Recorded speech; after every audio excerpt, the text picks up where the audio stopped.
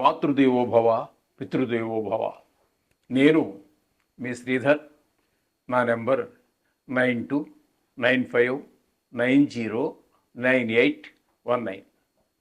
ఇప్పుడు మనం చెప్పుకోబోయేటటువంటి విషయం ఏంటంటే, గురుగ్రహము వృషభ రాశి నుండి మిథున రాశిలోనికి మే 9వ తారీఖు 2025వ తారీఖున మారుతున్నారు. దీన్ని కూడా సంక్రమణం అంటారు. ఏ గ్రహమైనా సరే ఒక రాశి నుండి మరొక రాశిలోనికి మారడాన్ని సంక్రమణం అంటారు. కానీ ప్రజాబాహుళ్యంలో ఏంటంటే, రవి అంటే సూర్యభగవానుడు ఒక రాశి నుంచి ఒక రాశిలోనికి ప్రవేశించడాన్ని మాత్రమే సంక్రమణంగా చెప్తూ ఉన్నారు.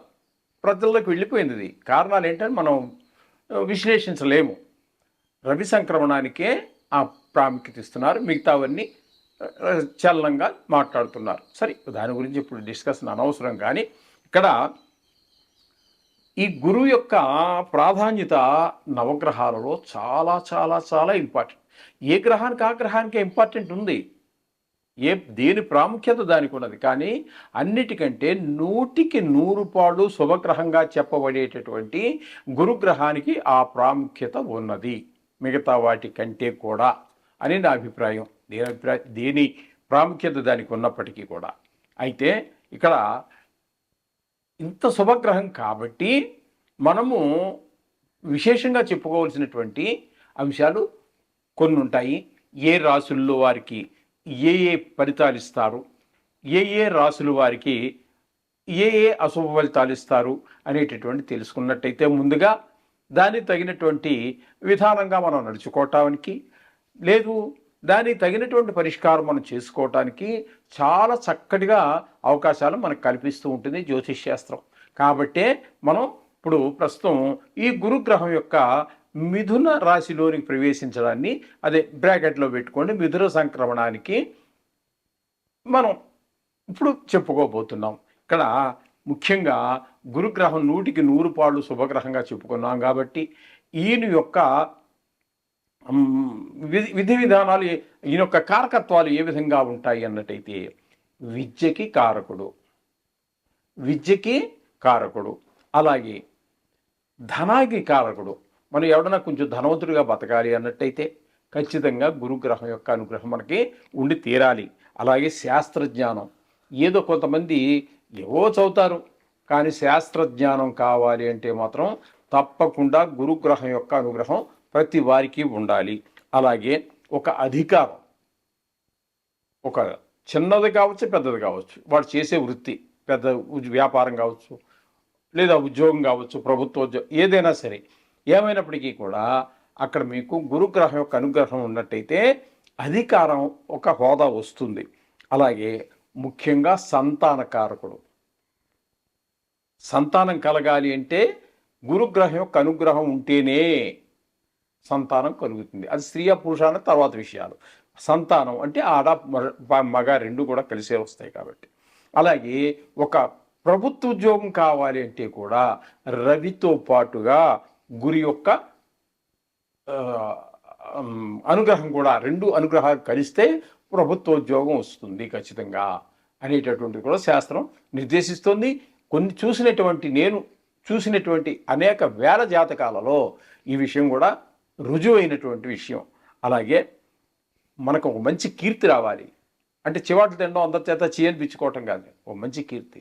ఏదో ఒక విషయంలో నిష్ణాత అయితే కానీ కీర్తి రాదు కదండి. అది పాండిత్యం అంటే ఏదో ఒక విషయం కాదు, అనేక రకాల విషయాల్లో అనేక రకాలు ఉన్నాయి. ఒక డ్యాన్స్లో ఉంది, పాటల్లో ఉంది, లలిత కళల్లో ఉంది, అలాగే శాస్త్రాల్లో, సైన్స్లో, సోషల్లో, మ్యాథ్స్లో అనేక రకాలైనటువంటి విషయాలలో నిష్ణాతుడైనటువంటి వారికి కీర్తి అనేటువంటిది వస్తూ ఉంటుంది.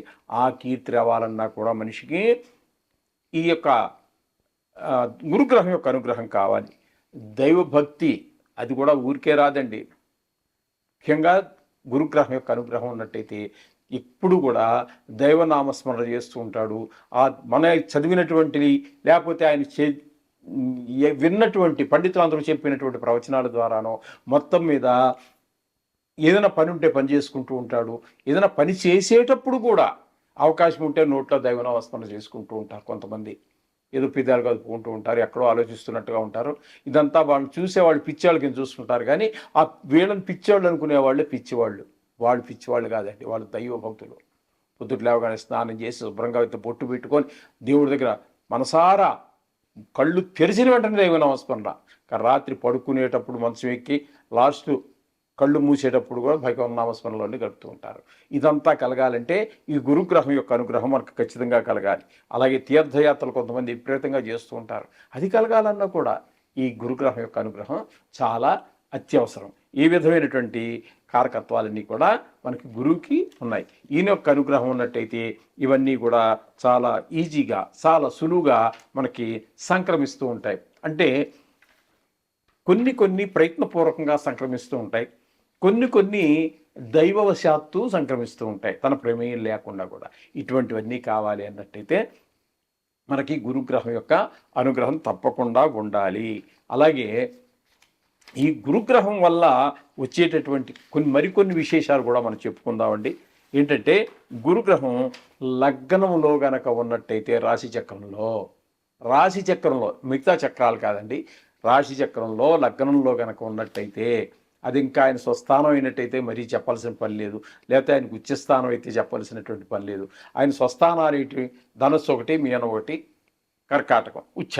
కాబట్టి ఈ స్థానాల్లో కనుక అవి లగ్నమై ఉండి అందులో కనుక గురువు ఉన్నట్టయితే 1,00,000 పాపాలు పరిష్కారం అన్నారు. దానికి కారణాలు చాలా ఉన్నాయి అనుకోండి, అది సరే విషయం.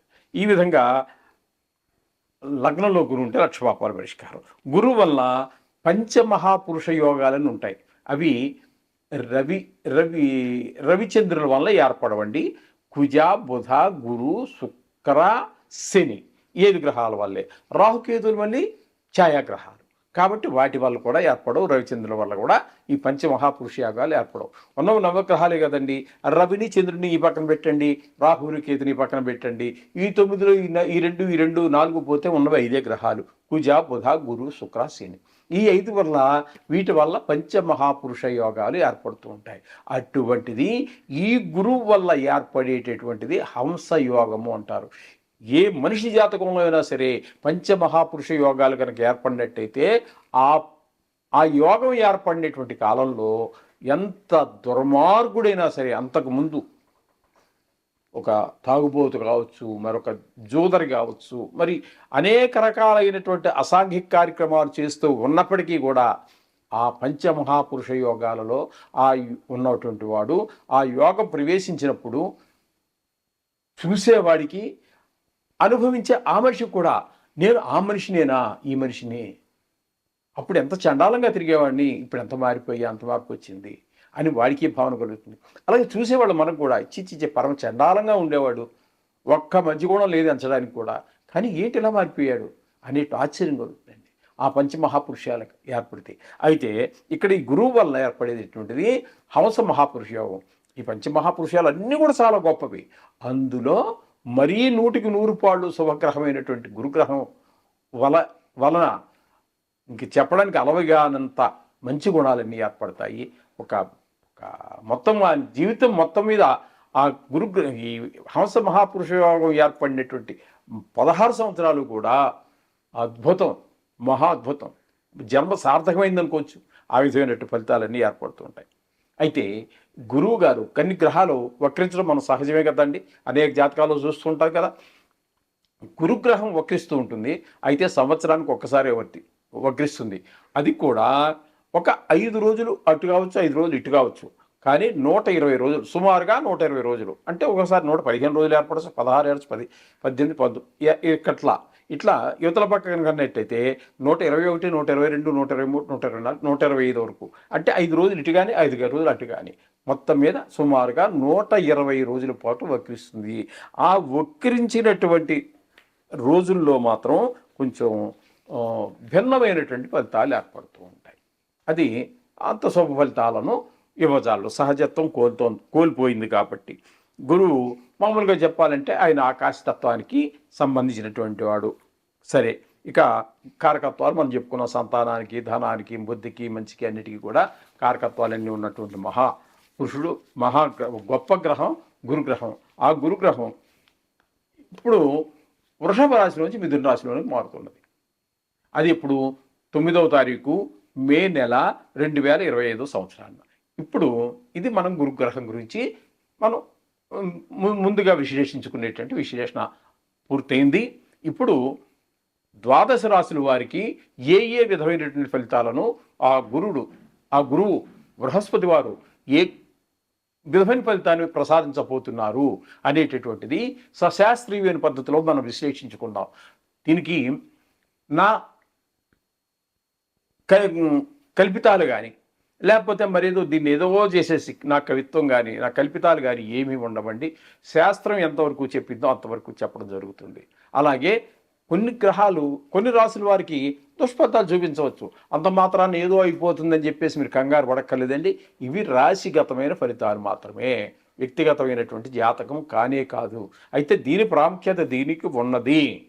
అది మాత్రం తీసిపారేయద్దండి, అంత ఈజీగా తీసేసే విషయం కాదు ఇది.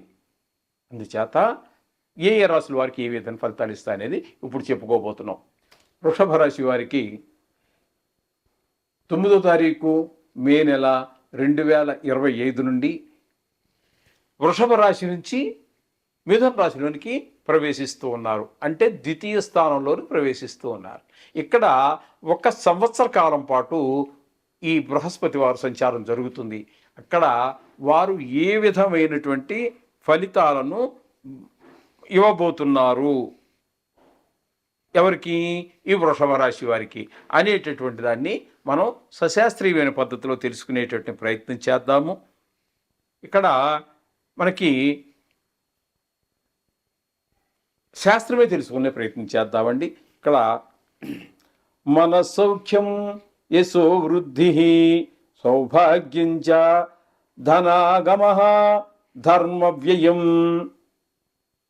మన సౌఖ్యం ద్వితీయ స్థానగే గురవు. ద్వితీయ స్థానగే గురవు, రెండవ స్థానంలో కనుక గురువు అంటే బృహస్పతి వారు సంచారం చేసేటటువంటి కాలంలో వీరికి లభించేటటువంటి ఫలితాలు ఏంటి, ఇచ్చేటటువంటి ఫలితాలు ఏంటి?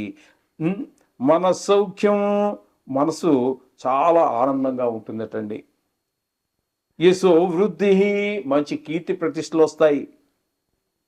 సౌభాగ్యం, ధనలాభం వస్తుంది, సౌభాగ్యం వస్తుంది.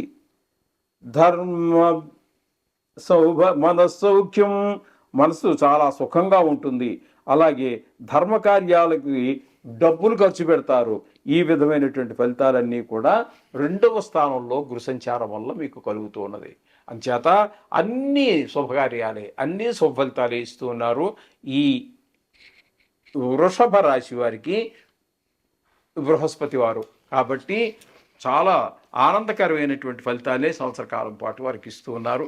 ఇక్కడ కుటుంబ స్థానం అని కూడా పేరు రెండో స్థానానికి. కాబట్టి ఈ వృషభ రాశి వారికి వివాహితులకి అవివాహితులకి ఎవరైతే ఉన్నారో, స్త్రీలు కావచ్చు పురుషులు కావచ్చు, వారికి ఒక కుటుంబాన్ని ఏర్పరిచేటటువంటి బాధ్యత కూడా బృహస్పతి వారు తీసుకునే అవకాశం ఉంది. ఇది తీసుకోవటమే కాదు, కుటుంబాన్ని ఏర్పరిచేసిన తర్వాత కొన్ని సందర్భాల్లో కుటుంబం ఏర్పడ్డాక కలహాలు చేసుకునేటటువంటి వారు ఉంటారు. అది గ్రహాలను బట్టి వస్తూ ఉంటుంది. ఇక్కడ గురుగ్రహం ఉంది కాబట్టి ద్వితీయ స్థానంలో ఆ ఏర్పడినటువంటి ఆ గృహం అంటే కుటుంబం ఏదైతే ఉందో వాళ్ళ మధ్యన చెప్పలేనటువంటి అన్యోన్య దాంపత్యం, సుఖ సౌఖ్యాలు అన్నీ కూడా ఈ బృహస్పతి వారు ఈ వృషభ రాశి వారికి అందిస్తూ ఉన్నారు. చేత మీరు శుభ ఫలితాలే కలగజేస్తున్నాడు మహానుభావుడు. నాకు ఈయన తలుచుకోవాల్సిన పనే ఉంది, కష్టం వచ్చినప్పుడు చూద్దాం, అప్పుడు ఏదో 10,000 15,000 పెట్టి జపాలు హోమాలు చేయిద్దాం, ఇలాంటి ఆలోచన పెట్టుకోకండి. అది సరి అయినటువంటి పద్ధతి కాదు. కాబట్టి మనకి సుఖాలు కలగజేసిన అశుభాలు కలగజేసిన నీట ముంచినా పాల ముంచినా నీదే భారం నాయన అన్నట్టుగా శుభాలు కలగజేసే మహానుభావ నీ దైవాలు ఈ సుఖాలు పొందుతున్నాను అని చెప్పేసి ఒక్కసారి మనస్ఫూర్తిగా రోజుకోసారి ఆ పూజ సమయంలో ఒక్కసారి ఆ భగవంతుడిని అదే ఆ బృహస్పతి వారు తలుచుకోండి. సర్వసౌఖ్యాలు కూడా మీకు తప్పకుండా కలుగుతాయి. ఇచ్చేటటువంటి ఆయన మీకు ఇచ్చేటటువంటిది, మీరు పొందేటటువంటి సుఖాలు ద్విగుణీకృతం అవుతాయి, అంటే రెట్టింపు అవుతాయి. చేత ఇది గుర్తుపెట్టుకోండి.